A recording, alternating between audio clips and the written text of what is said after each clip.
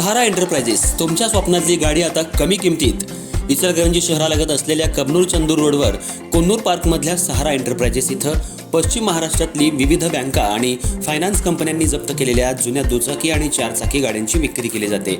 Showroom किमतीपेक्षा 25 ते 50% कमी दरात, उत्तम स्थितीत आणि संपूर्ण कागदपत्रांसह त्वरित डिलिव्हरी.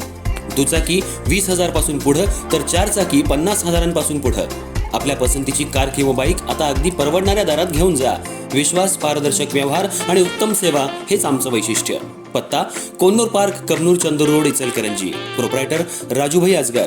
संपर्क 8055810910 आणि 9860785786. सहारा एंटरप्राइजेस, दर्जा, विश्वास आणि बचत यांचं परिपूर्ण ठिकाण.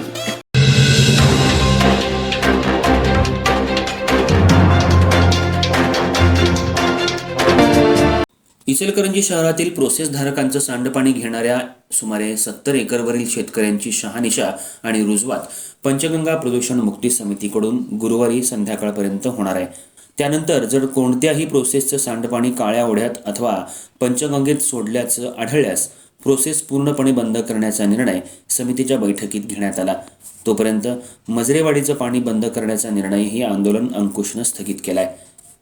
इचलकरंजीतील काळ्या ओढ्यामार्फत होणाऱ्या प्रदूषणाबाबत पंचगंगा प्रदूषण मुक्ती समितीच्या यापूर्वी झालेल्या बैठकीत प्रोसेसधारकांनी सांडपाणी शेतीला देण्याइतपतच व्यवसाय सुरू ठेवण्याचा निर्णय घेतला होता. हे सांडपाणी घेणाऱ्या शेतकऱ्यांचा 7/12 आणि आधार कार्ड सादर करण्याचं ठरलं होतं. या अनुषंगानं बुधवारी 13 रोजी महापौर उदय धातुंडे यांच्या कार्यालयात बैठक पार पडली. बैठकीच्या सुरुवातीलाच आंदोलन अंकुशचे धनाजी चुडमुंगे यांनी व्हिडिओ दाखवत प्रोसेसचं सांडपाणी शेतीला देण्याचा प्रोसेसवाल्यांचा दावा खोटा असल्याचं सांगत दिवसाला 300 एकरला सांडपाणी देणं आवश्यक असल्याचा दावा केला. यावेळी प्रोसेसधारकांनी जेवढं पाणी शेतीला देता येईल तेवढंच पाणी सोडलं जाते. प्रोसेस व्यवसाय कमी झाल्यानं कामगार निघून गेलेत. यावर अवलंबून असलेले अन्य व्यवसायही बंद पडत असल्याचं सांगत ZLD सुरू झाल्यानंतर ओढ्यात 1 लिटर पाणी जाणार नाही, पण गावाला वेठीस न धरण्याची मागणी केली.